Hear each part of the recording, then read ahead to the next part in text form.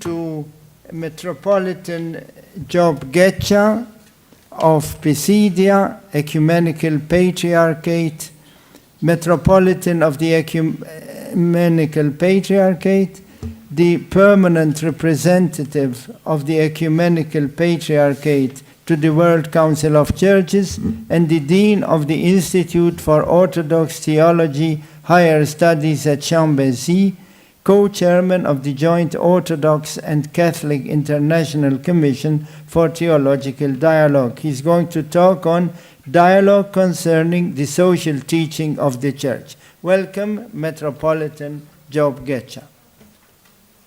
Thank you, dear Father Edward. It's a pleasure to attend the conference at the distance. I would have loved to be present at the conference. Unfortunately, we have the session of the Holy Synod in the Fanar starting tomorrow morning, so I have to soon, in a few minutes, in about 1 hour, I have to leave from my diocese to go to Istanbul. So unfortunately, it was not possible to be present in person. I am not anymore the permanent representative at the World Council of Churches, and I am not anymore the dean of the institute in Chambézy, since I am for a year now a diocesan bishop south of Turkey in Antalya, where I am at the moment. I was asked to present at this conference a comparative study of two different documents on social teaching of the Church, one Catholic, one Orthodox. The first one is the encyclical letter Fratelli Tutti of Pope Francis on fraternity and social friendship. It was promulgated, as you know, on the 3rd of October 2020. And in this encyclical, Pope Francis says that he was inspired by the Grand Imam Ahmad al-Tayeb, whom he met in Abu Dhabi, and states that the way the COVID pandemic was managed by the world countries has shown a failure in global cooperation. For these reasons, every commitment inspired by the Church's social doctrine should be derived, in his view, from charity. And his encyclical calls for a more human fraternity and solidarity and condemns wars. The second document, entitled For the Life of the World Toward a Social Ethos of the Orthodox Church, was prepared between 2017 and 2020, so about at the same time when the papal encyclical was written, by a special commission appointed by Ecumenical Patriarch Bartholomew, who ought to reflect on the social doctrine of the Church in continuation with the documents and decisions of the Holy and Great Council of the Orthodox Church that was held in Crete in 2016. In attempting to articulate Orthodox social doctrine in terms appropriate to modern realities, the document attempts to respond to most urgent pastoral concerns. As we will see in my brief survey, because I have only 30 minutes, the two documents are quite convergent in essence.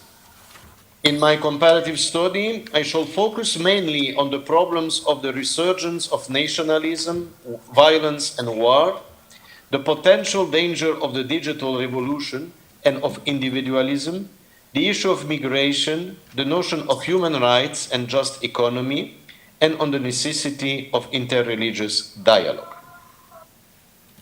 In his encyclical, Fratelli Tutti, Pope Francis regrets a certain regression of our contemporary world in which conflicts break out anew due to the rise of extremist and aggressive nationalism. In some countries, he says, a concept of popular and national unity influenced by various ideologies is creating new forms of selfishness and a loss of the social sense on the guise of defending national interests. In the same way, the Orthodox document For the Life of the World, having reminded that the Council of Constantinople of 1872 has condemned ethnophilitism, a form of subordination of orthodoxy to ethnic identities and national interests, underlines that it is absolutely forbidden for Christians to make an idol of cultural, ethnic, or national identity, and states, I quote, "Any ecclesial community that fails in this has betrayed Christ," end of the quote. The same document condemns violence, defined as the intentional use of physical, psychological, physical, or social force against others and against oneself, causing harm, misery, or death, and states, I quote, that every act of violence against another human being is in truth violence against a member of one's own family and killing of another human being, even when and where inevitable, is the killing of one's own brother or sister. End of the quote. Reminding that violence is a sin par excellence, as an assault upon the image of God in each of us. It clearly states that the Orthodox Church cannot naturally approve of violence either as an end in itself or even as a means for achieving some other end, whether this be in the form of physical violence, sexual abuse, or abuse of authority. It also affirms, I quote, the responsibility of legitimate government to protect the vulnerable, to prevent and limit violence, and to promote peace among persons and between peoples. The quote. On his side, Pope Francis, in his encyclical, regrets that, I quote, in today's world, the sense of belonging to a single human family is fading, and the dream of working together for justice and peace seems an outdated utopia. End of the quote. And wonder why it took so long for the Church unequivocally to condemn slavery and various forms of violence, and notes that some appear to feel encouraged or at least permitted by their fate to, I quote, support varieties of narrow and violent nationalism, xenophobia, and contempt, and even to mistreatment of those who are different. End of the quote. Pope Francis underlines that all humanity was born with the same dignity, and therefore, he states, I quote, differences of color, religion, talent, place of birth or residence, or so many others, cannot be used to justify the privileges of some over the rights of all. As a community, we have an obligation to ensure that every person lives with dignity and has sufficient opportunities for his or her integral development. End of the quote. For Pope Francis, peace is not merely absence of war, but, I quote, a tireless commitment to recognize, protect, concretely restore the dignity so often overlooked or ignored of our brothers and sisters. End of the quote. He clearly states that, I quote, war is the negation of all rights and a dramatic assault on the environment. End of the quote. Taking into consideration the development of nuclear, chemical, and biological weapons, he emphasizes that we can no longer think of war as a solution, but because its risks will probably always be greater than its supposed benefits, and that it is very difficult nowadays to involve the rational criteria elaborated in earlier centuries to speak of a possibility of a just war. According to him, I quote, every war leaves our world worse than it was before. War is a failure of politics and of humanity, a shameful capitulation, a stinging defeat before the forces of the evil. End of the quote. In the same spirit, the document for the life of the world emphasizes, I quote, that the Orthodox Church has also never developed any kind of just war theory that seeks in advance and under a set of abstract principles to justify or morally endorse a state's use of violence when a set of general criteria are met. End of the quotes. The document adds that, I quote, a Christian must remain ever mindful that things that would be considered acts of terrorism when perpetrated by individuals or organized faction, the random murder of innocent civilians, for instance, for the sake of advancing a political cause, do not become morally acceptable when they are perpetrated instead by recognized states or when they are achieved with the use of advanced military technology. End of the quote. Pope Francis also mentions another way to eliminate orders, aimed not at countries but at individuals. He intends death penalty, and states, I quote, "the death penalty is inadequate from a moral standpoint and no longer necessary from that of penal justice, that the death penalty is inadmissible," end of the quote. And he reminds us that from the earliest centuries, the Church was clearly opposed to capital punishment.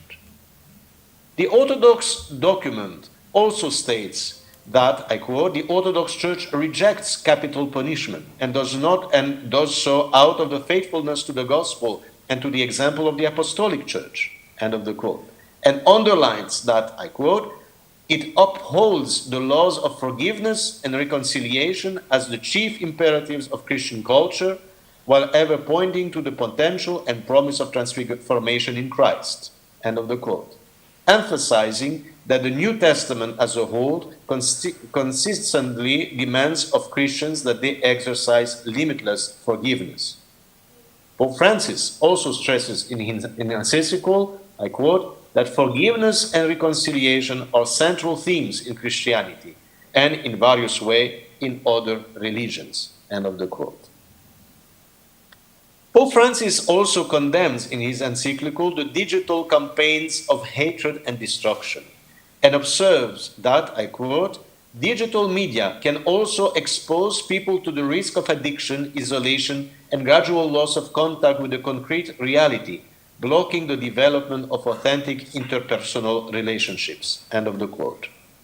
The Orthodox document also mentions the new technologies of communication, which brought numerous beneficial possibilities, but have also created new opportunities for malicious abuse or inadvertently harmful misuse. I quote, "Today, the distinctions between reality and fantasy, between facts and opinions, between news and ideologically promoted propaganda, and between truth and lies have become ever more obscure and fluid, precisely as a result of the enormous power of the internet," end of the quote. Pope Francis observes that individualism does not make us more free, more equal, more fraternal, and states that radical individualism is a virus that's extremely difficult to eliminate, since it makes us believe that everything consists in giving free rein to our own ambitions, as if by pursuing ever greater ambitions and creating safety nets, we would somehow be serving the common good. The Orthodox document notes in his turn that without the language of the common good at the center of social life, democratic pluralism all too easily degenerates into pure individualism, free market absolutism, and a spiritually corrosive consumerism. Another major problem to which Pope Francis is giving a lot of attention in his encyclical is the problem of migration. He underlines that taking into account the first principle of the common destination of goods, we cannot say, he states, I quote, that each country also belongs to the foreigner, inasmuch as a territory's goods must not be denied to a needy person coming from elsewhere, end of the quote. He also underlines that, I quote, "we are obliged to respect the right of all individuals to find a place that meets their basic needs and those of their families, and where they can find personal fulfillment. Our response to the arrival of migrating persons can be summarized by 4 words: welcome, protect, promote, and integrate," end of the quote. The Orthodox document, for its part, knows that, I quote, "the plight of these displaced people as nothing less than a divine call to love, justice, service, mercy, and inexhaustible generosity," end of the quote. And then the document quotes the encyclical of the Holy and Great Council of Crete, which stated, "we call on the civil authorities, the Orthodox faithful, and other citizens of the countries in which they have sought refuge and continue to seek refuge, to accord them every possible assistance, even from out of their own insufficiency," end of the quote.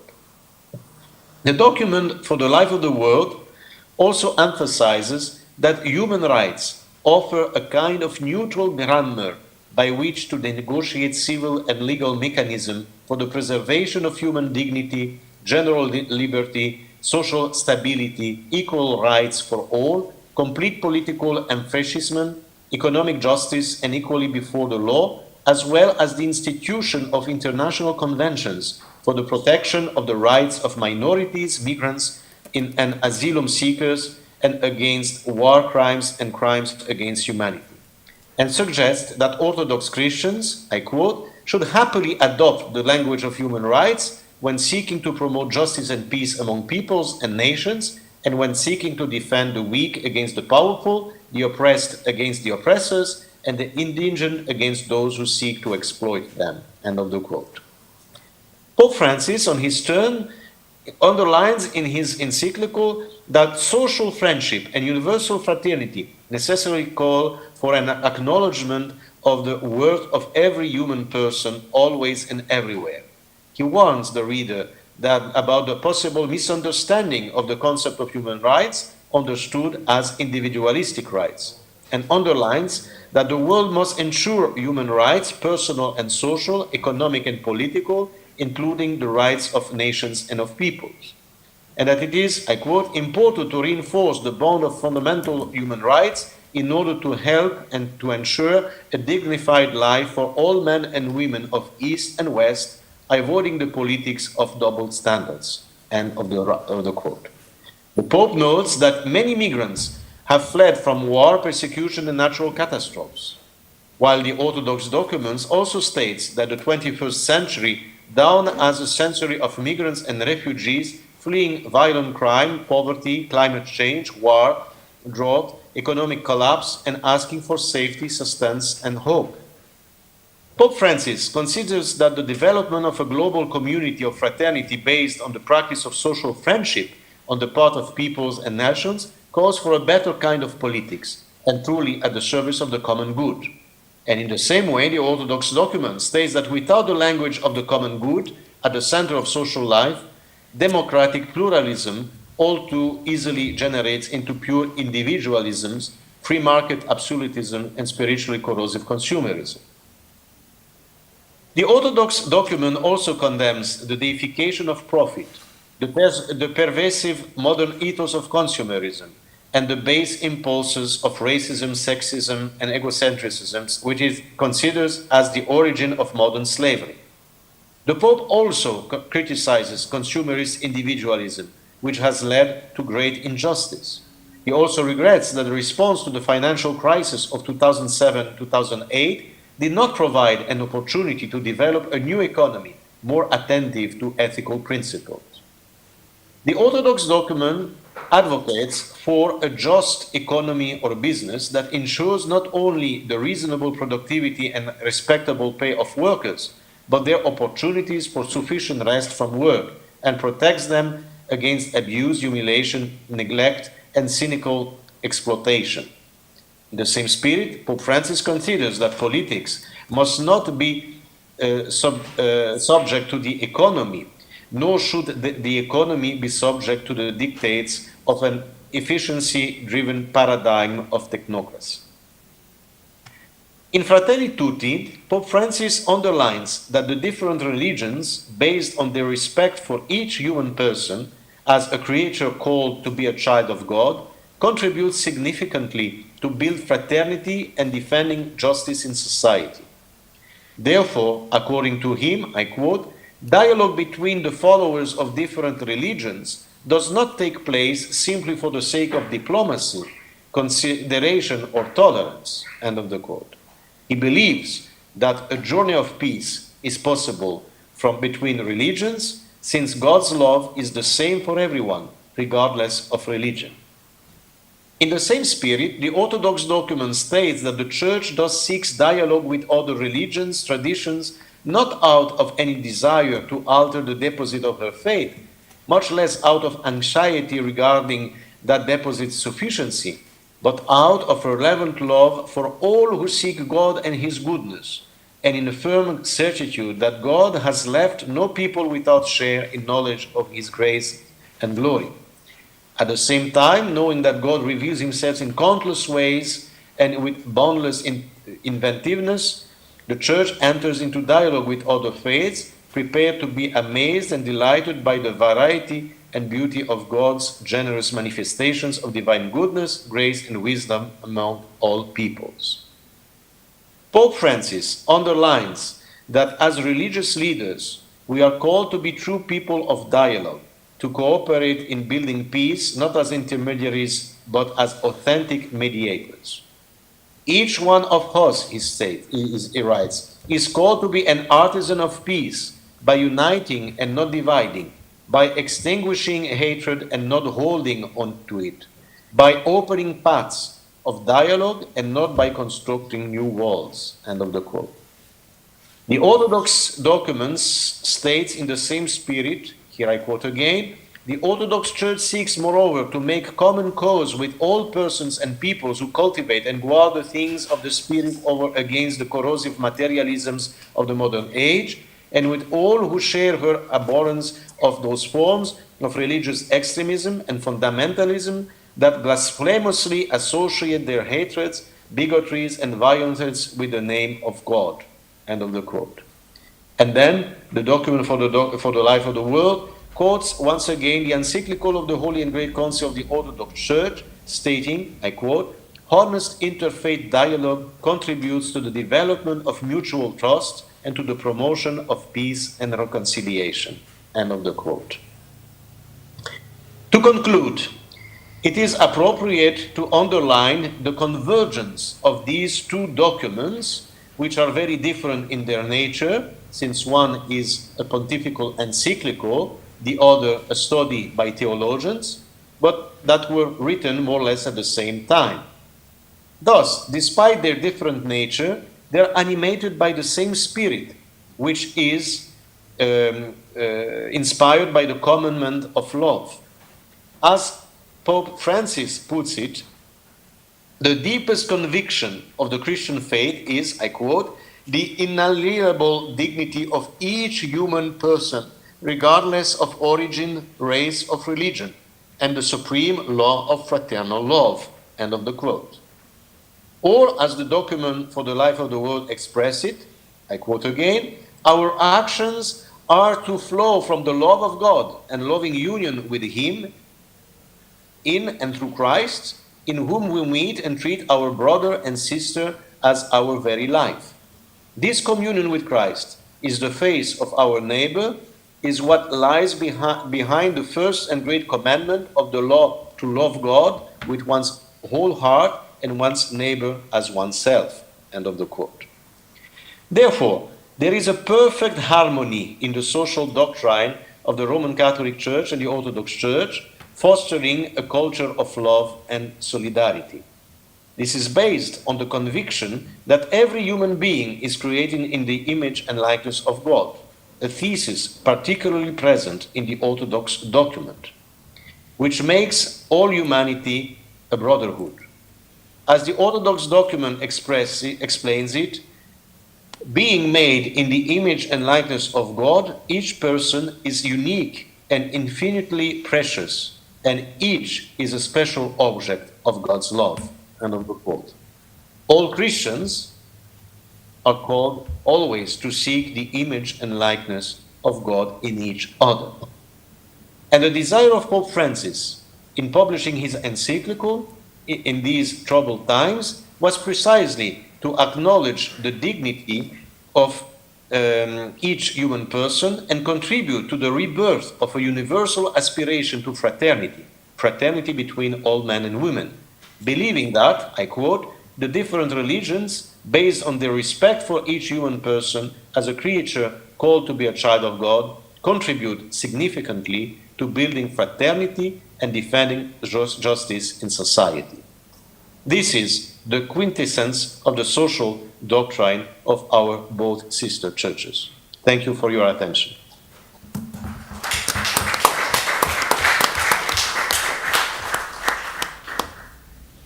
Having had to study both documents, I find that Metropolitan Job Getcha's choice of making this his approach in his conference to be well taken.